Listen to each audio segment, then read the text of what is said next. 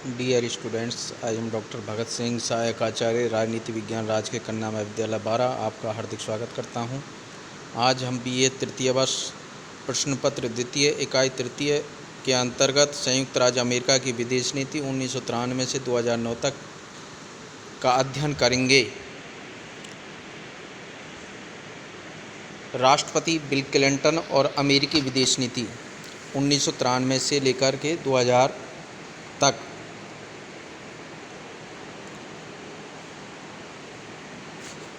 राष्ट्रपति bill Clinton की विदेश नीति की प्रमुख विशेषताएं तथा क्षेत्र निम्नलिखित हैं। संयुक्त राष्ट्र संघ का पुनर्गठन। संयुक्त राज्य अमेरिका संयुक्त राष्ट्र संघ में कटौती, संयुक्त राष्ट्र बजट में अमेरिकी हिस्सेदारी में कटौती तथा सुरक्षा अभियानों में अमेरिकी सहायता के लिए संयुक्त राष्ट्र संघ द्वारा भुगतान करना शामिल है। अमेरिका चाहता है कि संयुक्त राष्ट्र के नियमित बजट में उसका अंशदान 25% से घटाकर 22% और शांति अभियानों में अंशदान 30% से घटाकर 25% किया जाए। अर्थात राष्ट्रपति बिल क्लिंटन के समय संयुक्त राष्ट्र संघ का पुनर्गठन करने की कोशिश की गई। रूस के लिए आर्थिक सहायता। 4 अप्रैल 1993 को क्लिंटन प्रशासन ने रूस के लिए 1.6 अरब डॉलर के सहायता पैकेज की घोषणा की और रूस से संबंध मधुर बनाने का प्रयास किया। विदेश स्थित सैनिक अड्डों को बंद करने का निर्णय।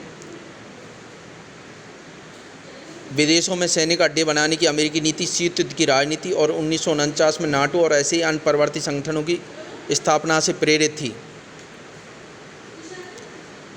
बिल क्लिंटन शासन के अंतर्गत विदेशों में स्थित सैनिक अड्डों को बंद करने का निर्णय लिया गया, जिसमें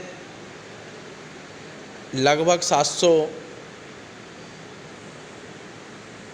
ठिकाने और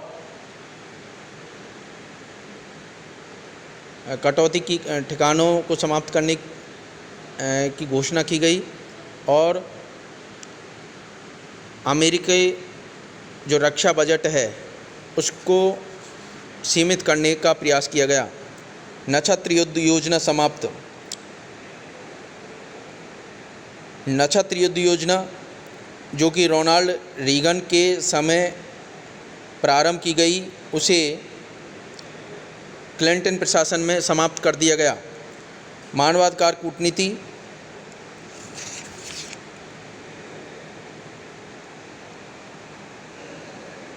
मानवाधिकारों के बहाने चीन के आंतरिक मामलों में अमेरिकी प्रशासन ने हस्तक्षेप किया और अमेरिकी प्रशासन ने घोषणा की कि चीन ने अपने मानवाधिकार रिकॉर्ड को ठीक नहीं किया तो उसे most favoured Nations trade status से वंचित कर दिया जाएगा। अमेरिका बनाम जापान। इस समय जापान के साथ व्यापार में अमेरिका के 60 अरब डॉलर का घाटा हो रहा था, जिससे पूरी अमेरिकी अर्थव्यवस्था प्रभावित हो रही थी। क्लिंटन निर्णायक रूप से ऐसा कुछ करना चाहते थे जिससे जापान के दबाव से उनकी अर्थव्यवस्था मुक्त हो सके और इस दौरान अमेरिका एवं जापान के मध्य ट्रेड वार की सी स्थिति बनी। भारत अमेरिका संबंधों में ऐतिहासिक मोड़। राष्ट्रपति क्लिंटन ने 27 सितंबर 1993 को संयुक्त राष्ट्र महासभा में कश्मीर को ऐसा संघर्षग्रस्त क्षेत्र बताया जिससे विश्व शांति को खतरा है। इससे पहले किसी अमेरिकी राष्ट्रपति ने किसी अंतर्राष्ट्रीय मंच पर इस तरह का बयान नहीं दिया था। कश्मीर के अलावा मानवाधिकार, परमाणु अप्रसार और भारत अमेरिका व्यापार संबंध में कड़वाहट के प्रमुख मुद्दे रहे। 11 एवं 13 मई 1998 को भारत ने पोखरण में 5 परमाणु परीक्षण किए, जिसकी प्रतिक्रिया स्वरूप 18 जून को अमेरिका ने भारत के खिलाफ आर्थिक प्रतिबंध लागू करने की प्रक्रिया प्रारंभ कर दी।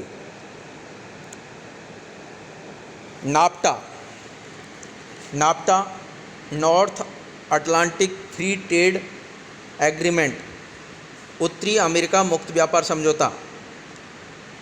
अमेरिका, कनाडा और मैक्सिको के मध्य यह आर्थिक समझौता था जिसमें क्लिंटन की महत्वपूर्ण भूमिका रही।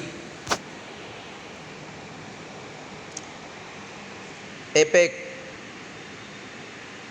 Asia Pacific economic cooperation, Asia प्रशांत आर्थिक सहयोग संगठन का गठन राष्ट्रपति क्लिंटन के प्रयासों से ही नवंबर 1993 में किया गया। उत्तरी कोरिया, अगस्त 1994 में अमेरिका और उत्तरी कोरिया के मध्य परमाणु मुद्दे पर तनाव कम करने व राजनयिक संबंध स्थापित करने की तैयारी पर सहमति हो गई। नाटो का विस्तार। NATO, North Atlantic Treaty Organization, जिसकी स्थापना अप्रैल 1949 में हुई थी। राष्ट्रपति क्लिंटन की पहल पर पूर्वी यूरोप के 3 देशों पोलैंड, हंगरी और चेक गणराज्य को जुलाई 1997 में नाटो का सदस्य बना लिया गया। क्लिंटन की चीन यात्रा। जून-जुलाई 1998 में बिल क्लिंटन ने चीन की यात्रा की और चीन के साथ एक साझा रणनीति बनाने पर विचार विमर्श हुआ। क्लिंटन येल्त्सिन शिखर वार्ता। 2 सितंबर 1998 को क्लिंटन ने रूस की यात्रा की और मॉस्को में क्लिंटन येल्त्सिन शिखर वार्ता संपन्न हुई, जिससे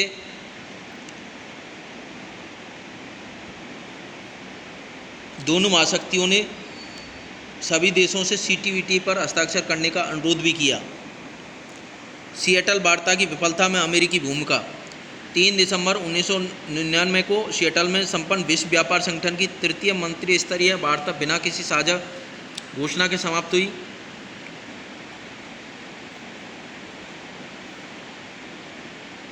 अमेरिका चाहता था कि पर्यावरण एवं श्रम मानक के मुद्दों पर कोई समझौता आरोपित कर दिया जाए।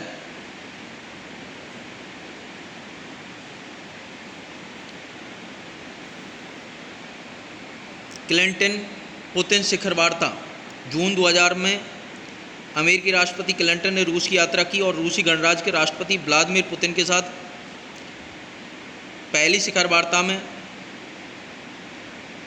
परमाणु हथियार बनाने में सक्षम 34 टन प्लूटोनियम नष्ट करने पर सहमति हुई।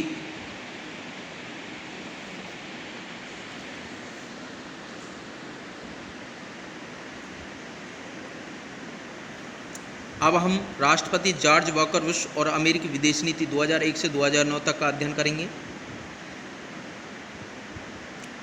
George walker Bush George Bush के ये बेटे थे।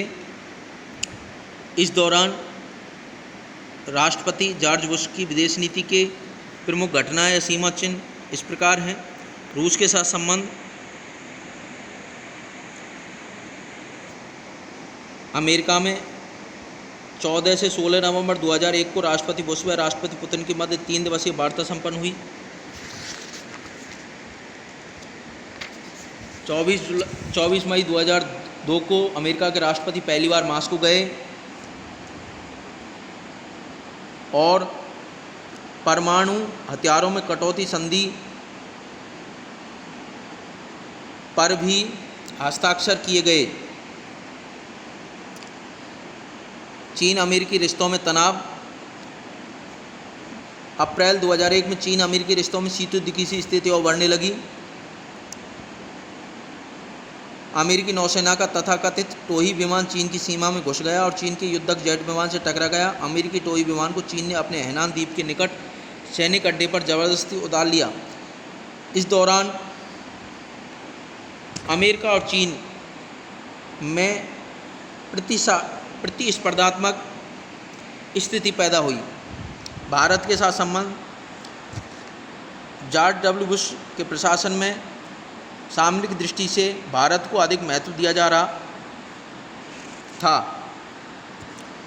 क्योंकि 2001 में वर्ल्ड ट्रेड सेंटर पर तालिबान के आक्रमण के पश्चात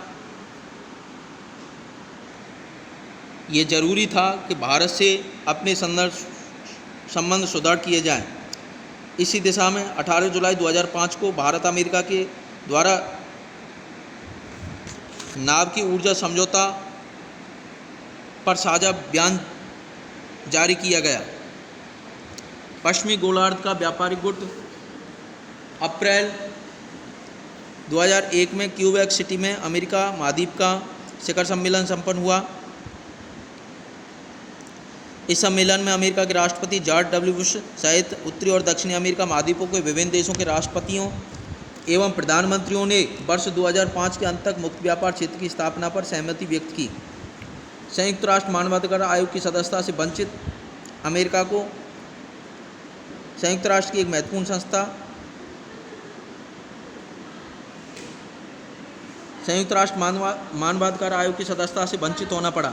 क्योटो प्रोटोकॉल का विरोध विषाक्त गैसों से मुक्ति दिलाने के लिए 1997 में जापान के क्योटो शहर में द्वितीय पृथ्वी शिखर सम्मेलन हुआ, जो क्योटो प्रोटोकॉल के नाम से जाना जाता है।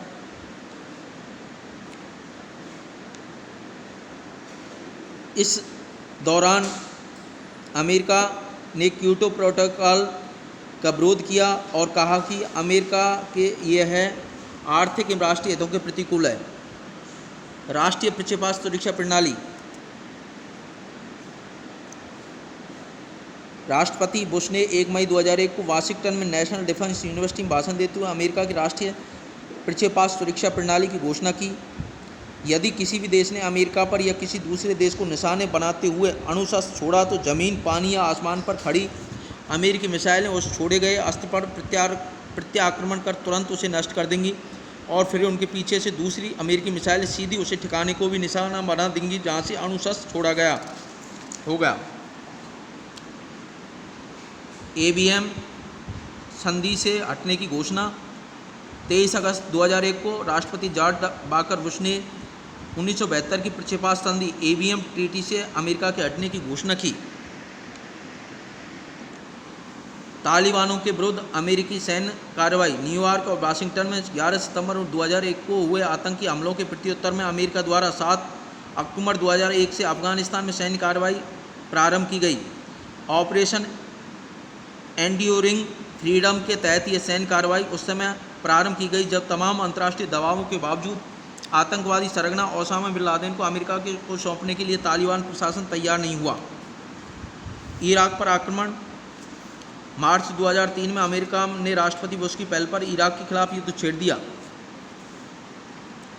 और ऑपरेशन इराकी फ्रीडम मिशन के तहत 26 दिन के इस युद्ध के बाद 2003 में अमेरिकी सेना ने इराक पर कब्जा कर लिया। ईरान को चेतावनी।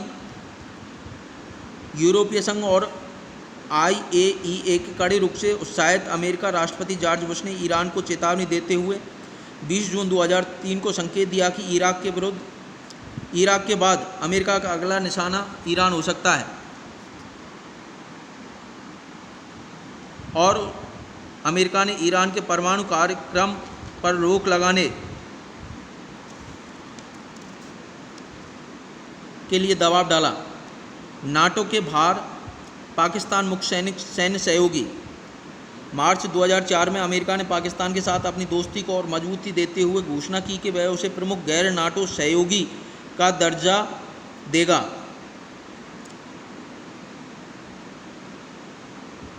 और इससे पाकिस्तान और अमेरिका के बीच सैन्य सहयोग बढ़ा। सीरिया के विरुद्ध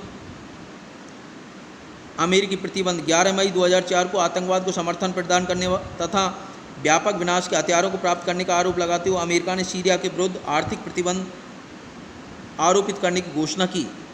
माबम का परीक्षण। अमेरिका ने देश के सबसे शक्तिशाली गैर परमाणु बम AOAB का 2003 को फ्लोरिडा के एगलेन वायुसेना अड्डे से सफल परीक्षण किया। संयुक्त राष्ट्र सुरक्षा परिषद की स्थायी सदस्यता के लिए अमेरिकी नीति।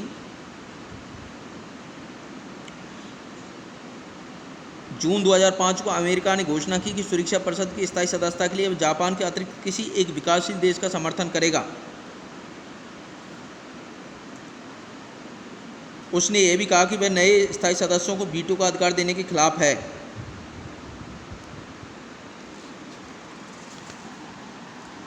पाकिस्तान को $1 अरब की मदद। वर्ष 2007 में अमेरिका ने पाकिस्तान को आतंकवाद से निपटने के लिए चलाए जा रहे अभियान और देश को लोकतांत्रिक इस्लामिक मुल्क बनाने में मदद के तौर पर $1 अरब की आर्थिक और सैन्य सहायता की पेशकश की।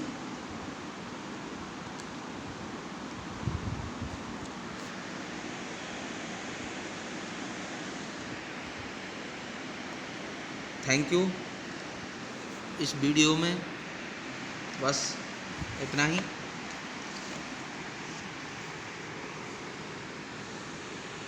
Thank you.